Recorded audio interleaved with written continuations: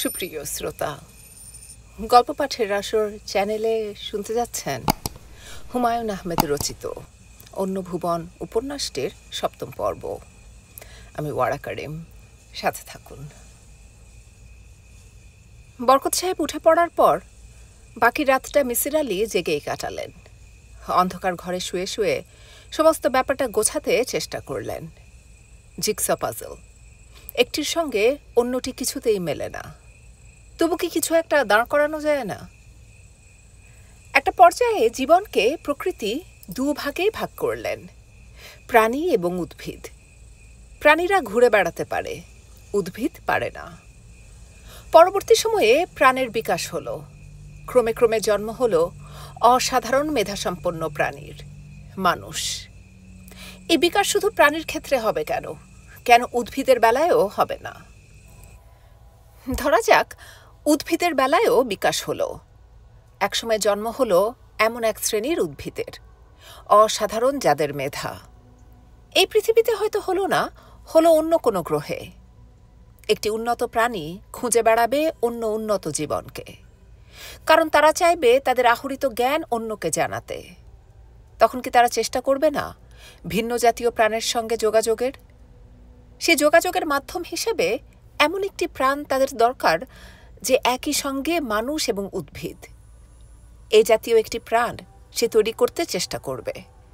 তার জন্য তাকে ডিএনএ অণুর পরিবর্তন ঘটাতে হবে।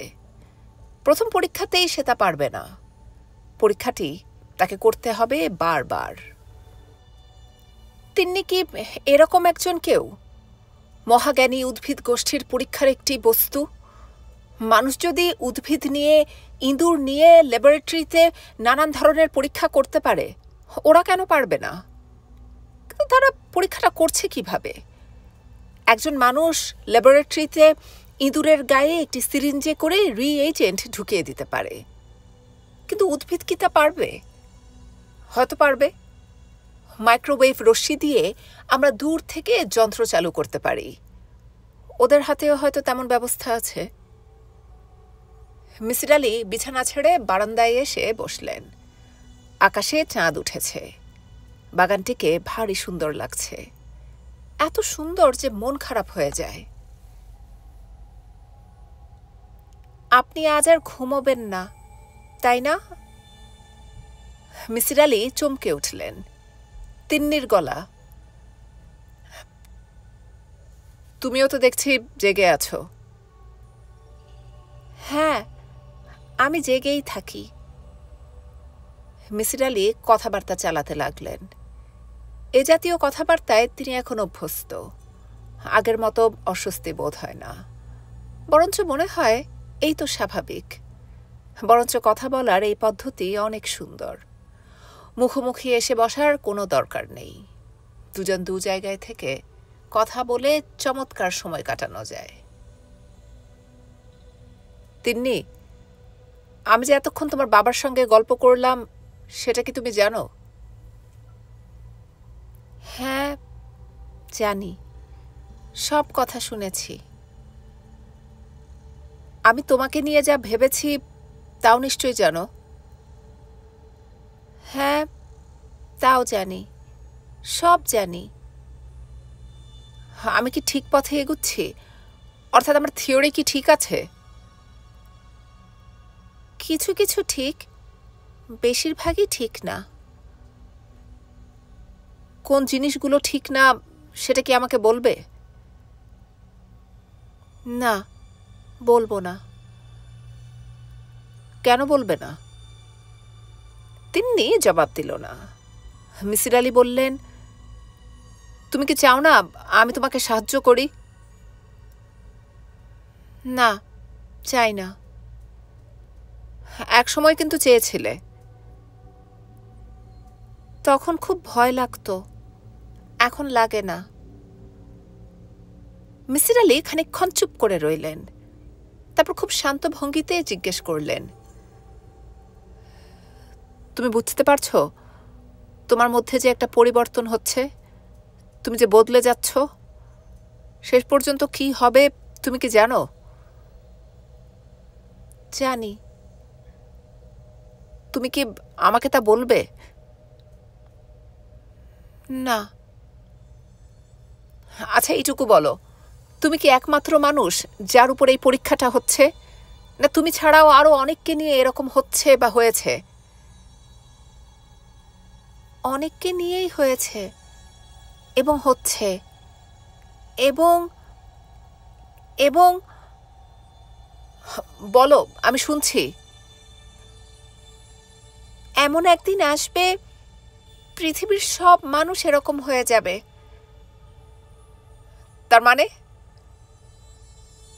তখন কত ভালো হবে, তাই না? মানুষের কোনো খাবারের কষ্ট থাকবে না। মানুষ কত উন্নত প্রাণী, কিন্তু সে তার সবটা সময় নষ্ট করে খাবারের চিন্তায়। এই সময়টা সে নষ্ট করবে না। কত জিনিস সে জানবে, আরও কত ক্ষমতা হবে তার। কি হবে এত কিছু জেনে? তিন্নি খিলখিল করে হেসে উঠল। মিসির আলি বললেন, হাসছ কেন? হাসি আসছে তাই হাসছি। মানুষ তো এখনো কিছুই জানে না, আর আপনি বলছেন কি হবে এত জেনে? তুমি বুঝি অনেক কিছু জেনে ফেলেছ? হ্যাঁ। কি কি জানলে বলো? তা বলবো না। আপনি এখন ঘুমোতে যান। আমার ঘুম পাচ্ছে না। আমি আরো কিছুক্ষণ তোমার সঙ্গে কথা বলবো। না, আপনি আর কথা বলবেন না। আপনি এখন ঘুমোবেন এবং সকালে উঠে ঢাকা চলে যাবেন, আর কখনো আসবেন না। আসবো না মানে? ইচ্ছা করলেও আসতে পারবেন না। আমার কথা কিছুই আপনার মনে থাকবে না। কি বলছো তুমি? আপনাকে আমার দরকার নেই। তিন্নি হাসতে লাগলো। মিসির আলি সারা রাত বারান্দায় বসে রইলেন। অস্পষ্টভাবে তার মনে হতে লাগলো মেয়েটি যা বলছে তাই হবে। মানুষ যখন কোনো জটিল এক্সপেরিমেন্ট করে, তার সাবধানতার সীমা থাকে না। সে তীক্ষ্ণ দৃষ্টি রাখে যেন তার এক্সপেরিমেন্ট নষ্ট না হয়, কেউ এসে তা যেন ভণ্ডুল না করে। যারা এই ছোট্ট মেয়েটিকে নিয়ে এই ভয়াবহ এক্সপেরিমেন্ট করছে, তারাও তাই করবে। কে রক্ষা করবে মেয়েটিকে? ভোর রাতের দিকে মিসির আলির শরীর খারাপ করতে লাগলো। তার কেবলই মনে হলো ঢাকায় কি যেন একটা কাজ ফেলে এসেছেন, খুব জরুরি কাজ, এক্ষুনি ফিরে যাওয়া দরকার। কিন্তু কাজটা কি তা মনে পড়ছে না। তিনি সকাল 8টায় ঢাকা রওনা হয়ে গেলেন এবং বরকত সাহেব বা তিন্নি কারো কাছ থেকে বিদায় পর্যন্ত নিলেন না। তিন্নির ব্যাপারটা নিয়ে বড় বড় খাতায় গাদা গাদা নোট করেছিলেন। সব ফেলে গেলেন, কিছুই সঙ্গে নিলেন না। ঢাকায় পৌঁছার আগেই প্রচণ্ড জ্বরে জ্ঞান হারালেন। ট্রেনের একজন সহযাত্রী দয়াপরবশ হয়ে তাকে পৌঁছে দিলেন ঢাকা মেডিকেলে। তিনি প্রায় 2 মাস অসুখে ভুগলেন। সময়টা কাটল একটা ঘোরের মধ্যে। পুরোপুরি সুস্থ হতে তার আরও 2 মাস লাগলো, কিন্তু পুরোপুরি বোধহয় সুস্থ হলেনও না। কিছু কিছু জিনিস তিনি মনে করতে পারেন না। যেমন একদিন অমিতা তাকে দেখতে এসে বলল, শুধু শুধু আজে বাজে কাজে ছোটাছুটি করো, তারপর একটা অসুখ বাঁধাও। সেইবার হঠাৎ কুমিল্লা এসে উপস্থিত। যেইভাবে হঠাৎ আসা, সেইভাবেই হঠাৎ বিদায়। আমি তো ভেবেই পাই না। মিসির আলি অবাক হয়ে বললেন, কুমিল্লা? কুমিল্লা কেন যাব? সে কি, তোমার মনে নেই? না তো। তুমি মামা একটা বিয়ে টিয়ে করে সংসারী হও। নিউ মার্কেটে বইয়ের দোকানে একবার এক ভদ্রলোকের সঙ্গেই দেখা। তিনি রাগী গলায় বললেন, যাক, আপনার দেখা পাওয়া গেল। বইগুলি তো ফেরত দিলেন না কেন? মিসির আলি অবাক হয়ে বললেন, কি বই? কি বই মানে? বটানির 2টো বই নিয়ে গেলেন না আমার কাছ থেকে? তাই নাকি? আবার বলছেন তাই নাকি? আপনি কি আমাকে চিনতে পারছেন না? আমি ডক্টর জাবেদ। না, আমি তো ঠিক। মিসির আলী খুবই বিব্রত বোধ করলেন, কিন্তু কিছুই করার নেই। এর প্রায় 1 বৎসর পর মিসির আলী ময়মনসিংহের এক অ্যাডভোকেটের কাছ থেকে একটা চিঠি পেলেন। চিঠির বিষয়বস্তু হচ্ছে, বরকতুল্লাহ নামের এক ব্যবসায়ী তার ময়মনসিংহ শহরের বাড়ি মিসির আলীকে দান করেছেন। বাড়ির রক্ষণাবেক্ষণের জন্য কিছু টাকাও ব্যাংকে জমা আছে। টাকার অঙ্কটি অবশ্য উল্লেখ করা হয়নি। মিসির আলী ভেবেই পেলেন না, অপরিচিত এক ভদ্রলোক শুধু শুধু তাকে বাড়ি দেবেন কেন।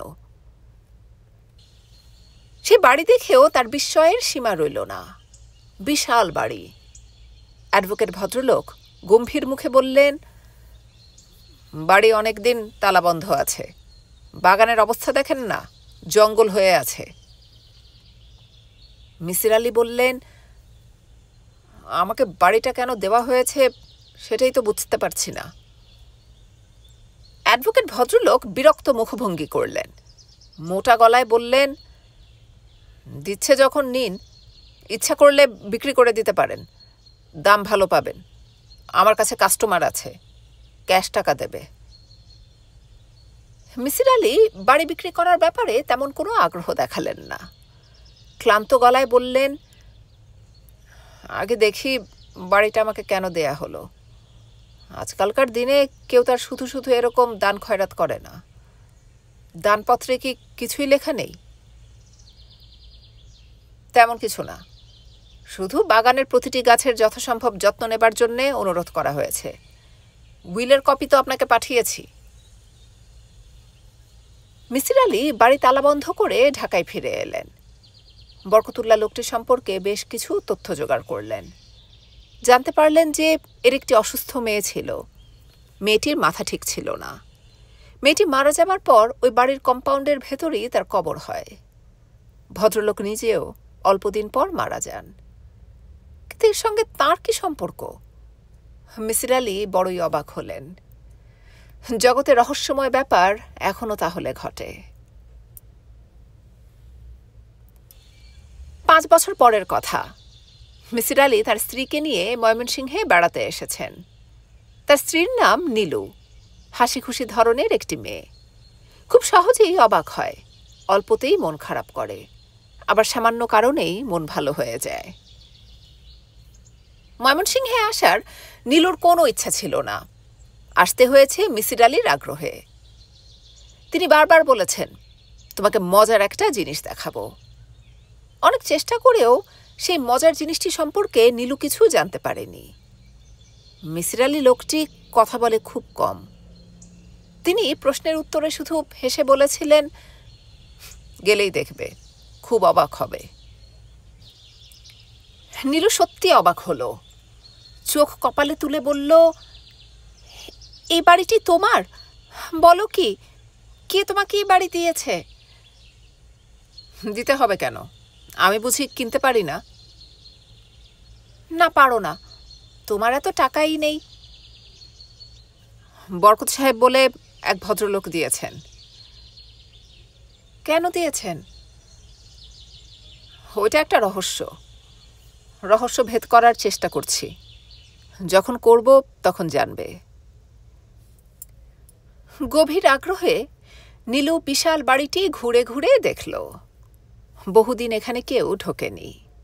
ভ্যাপসা পুরনো গন্ধ, দেয়ালে ঘন ঝুল, আসবাবপত্রে ধুলোর আস্তরণ। বাগানে ঘাস হয়েছে হাঁটু উঁচু, পেছন দিকটায় কচু গাছের জঙ্গল। মিসির আলী বললেন, এ তো দেখছি ভয়াবহ অবস্থা। নীলু বলল, যত ভয়াবহই হোক, আমার খুব ভালো লাগছে। বেশ কিছুদিন আমি এ বাড়িতে থাকব। কি বলো? কি যে বলো, এ বাড়ি এখন মানুষ বাসের অযোগ্য। মাস 2 লাগবে শুধু বাসের যোগ্য করতে। তুমি দেখো না আমি কি করি। কোমর বেঁধে ঘর গোছাতে লাগলো নীলু। তার প্রবল উৎসাহ দেখে মিসির আলীর কিছু বলতে মায়া লাগলো।